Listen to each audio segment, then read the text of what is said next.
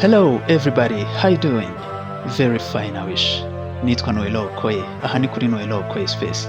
Nishimiye kongera kuguha ikaze mu kiganiro cyacu cy'uyu munsi, ngushimira cyane wowe wakoze subscribe nawe utarayikora. Niba ibyo dukora bikunyura, kora subscribe winjire mu muryango mugari wa Noel Okoye Space. Uyu munsi tugiye kuganira kuki? Tugiye kuganira ku ndege.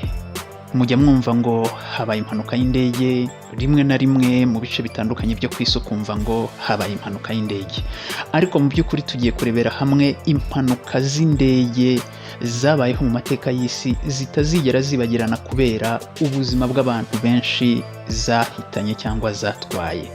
Reka twinjira mu kiganiro cyacu ku buryo bwimbitse duhera mu gihugu cya Turkiya. Hari mu kwezi kwa gatatu ku itariki 3 mu 1974 ubwo indege ya kompanyi y'indege ya Turkiya Turkish Airlines ni flight 981 yakoraga impanuka igashwanyukira mu ishyamba riherereye mu gihugu cy'Ubufaransa. Iyi ndege yari ivuye mu gihugu cy'Ubwongereza i London mu murwa mukuru yerekeje i Paris mu murwa mukuru w'igihugu cy'Ubufaransa. Ibyabaye ni bikirero, byatangajwe ko agapata gafunga ku muryango w'ahaba habitse imizigo y'abagenzi katari gafunze neza. Ibi rero biza guteza ikibazo cyo guturika k'urugi rufunga ahaba hari imizigo y'abagenzi. Ibi rero bikimara kuba nta kindi gikurikira, hakurikiraho fenomene yitwa explosive decompression. Aha rero ni igihe umwuka uri imbere mu ndege uba ufite pressure nyinshi kurusha umwuka uri hanze y'indege. Ibi bigahita biganisha ku guturika kw'indege, ari nabyo byabaye kuri indege ya kompanyi y'Abanyaturikiya, ndetse ihitana ubuzima bw'abagenzi bose bari muri iyi ndege 346. Nta n'umwe wigeze urokoka iyi mpanuka. Dukomereze kandi ku mpanuka yabaye hagati y'indege z'amakompanyi abiri. Hari indege ya Saudi Arabian Airlines flight 763, iyi ni ya kompanyi ya Arabia Saudite, ndetse n'indege ya kompanyi ya Kazakhstan yitwa Kazakhstan Airlines flight 1907. Izi ni indege ebyiri zakoze impanuka nyuma yo gusekuranira hejuru mu kirere cy'Ubuhinde. Abantu 349 bari muri izo ndege, bose barapfuye, nta n'umwe warokotse. Nk'uko byatangajwe n'abakora iperereza ku mpanuka z'indege, batangaje ko ikosa ryakozwe n'umupilote watwaraga indege yo ku ruhande rwa Kazakhstan.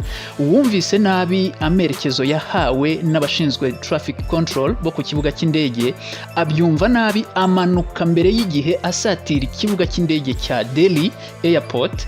Aha rero nyuma yo kumanuka bataramuha uburenganzira ndetse akanamanuka aciye mu nzira yumvise nabi, byahise bimushyira mu byago byo kwisanga neza ari mu nzira imwe n'inzira irimo ya ndege ya Saudi Arabia.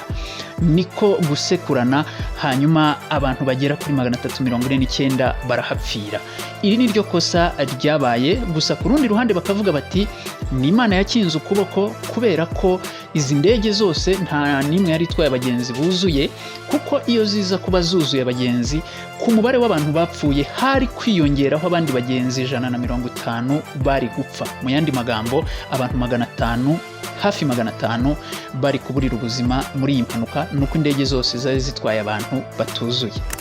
Reka dukomereze ikiganiro cyacu mu gihugu cy'Ubuyapani. Hari umwaka w'1985 itariki 12 z'ukwezi kwa 8 ubwo Japan Airlines flight 123, iyi ni indege y'iyi kompanyi y'Abayapani Japan Airlines, yaje guhura n'ikibazo ikora impanuka nayo. Iyi ndege yari ihagurutse ku kibuga cy'indege cyitwa Haneda Airport, ni muri Tokyo, yerekezaga ahitwa Osaka. Uyu ni umujyi nawo wo mu gihugu cy'Ubuyapani. Igihaguruka mu rugendo rugufi rw'iminota 46 gusa, iyi ndege yaje guhura n'ikibazo. Uti ni ikibazo giteye gute? Hari umuryango cyangwa se urugi rukunze kuba ruri mu ndege zose, rugenda rugabanyamo indege mu byiciro kugira ngo hanagabanywe pressure y'umwuka w'imbere mu ndege, ariko ahanini binifashishwa mu kugabanya classes cyangwa se ibyiciro by'abantu mu ndege n'amatike bagiye bagura. Aha rero haje kubaho uguturika kw'icyo cyugi. Uyu muryango rero ukimara guturika waje guteza ibibazo binyuranye, birimo gucika kw'igice cy'inyuma cy'iyi ndege. Ibi bikimara bikimara kubaho byahise byangiza hydraulic system. Mu yandi magambo ni ukuvuga ngo iyi systeme niyo ifasha abapilote gukontorora byinshi bikorerwa ku ndege, kuguruka kw'indege, gukontorora amaferi, amapine y'indege n'ibindi byose bijyanye n'imikorere y'indege byahise byangirika. Aba bapilote bamaze iminota igera kuri 32 barwana n'iyi ndege iri kubabyinisha muzunga mu kirere, ariko birangira batsinzwe uru rugamba. Indege iragenda ibasekura mu musozi witwa Ogura. Uyu ni umusozi uherereye mu ntara ya Nagano, ni mu gihugu cya Japan. Aha rero abagenzi 505 ndetse n'abakozi b'indege 15 bose barapfuye.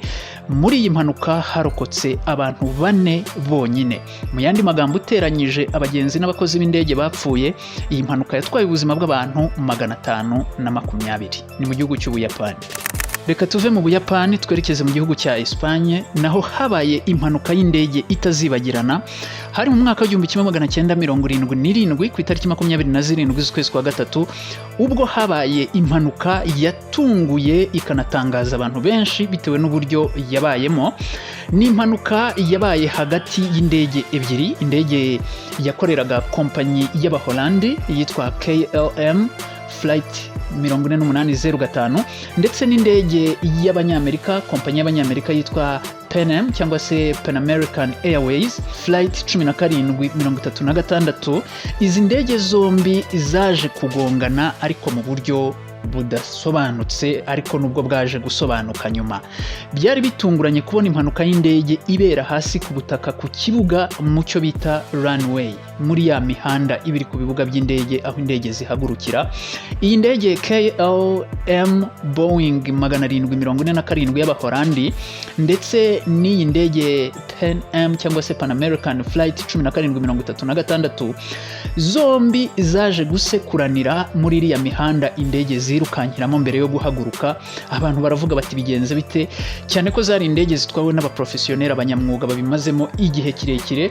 Aha rero byahise bituma abakora iperereza, investigators, ku bijyanye n'impanuka z'indege bajya kwiga ku ikosa ryateye iyo mpanuka. Baza kwerekana ko ikosa ryaturutse ku mupilote wari utwaye iyi ndege ya kompanyi y'Abaholandi, kubera ko habayeho ikibazo cyo kumva nabi amerekezo yahawe na Air Traffic Controllers cyangwa se abashinzwe gutanga amabwiriza no kugenzura imigurukire y'indege. Aha rero akaba yaraje guhagurutsa indege mbere y'igihe cya nyacyo yakaba yahagurukira, kuko batari bwamuhe uburenganzira bwo kubikora. Nyuma yo guhagurutsa iyi ndege mbere y'uko abihererwa uburenganzira, yaje kwisanga yasekuranye n'iyi ndege ya kompanyi y'Abanyamerika, maze ubuzima bw'abatari bake burahagendera. Muti hapfuye abantu bangana iki? Iyi ndege ya sosiyete y'Abanyamerika mu bagenzi yari itwaye 396, harokotsemo 61 gusa. Bisobanuye ko 335 barapfuye mu bari bari muri iyi ndege ya kompanyi y'Abanyamerika, naho buri mugenzi wese wari uri muri iyi ndege ya kompanyi y'Abaholandi yarapfuye. Bihita bitanga igiteranyo cy'abantu bapfiriye muri iyi mpanuka bagera kuri 583. N'abantu benshi cyane.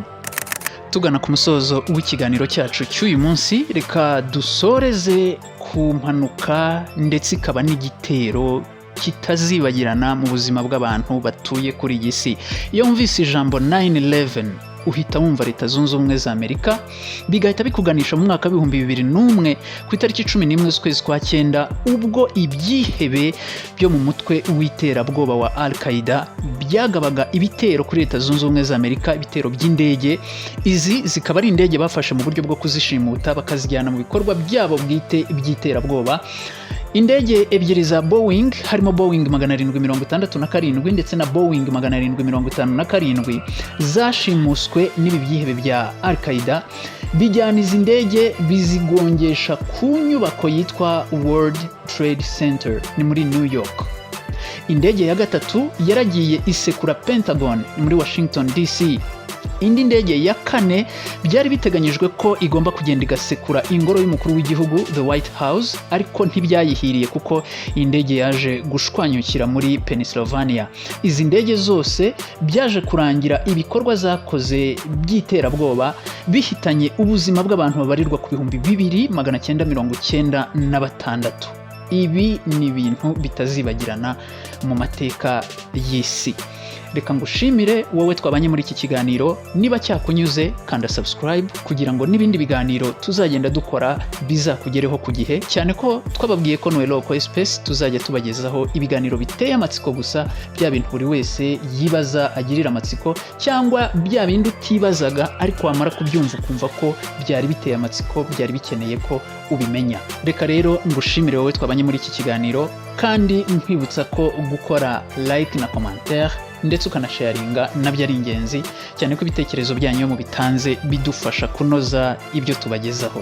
Nitwa Noel Okoye, iyi ni Noel Okoye Space. Bye bye, God bless.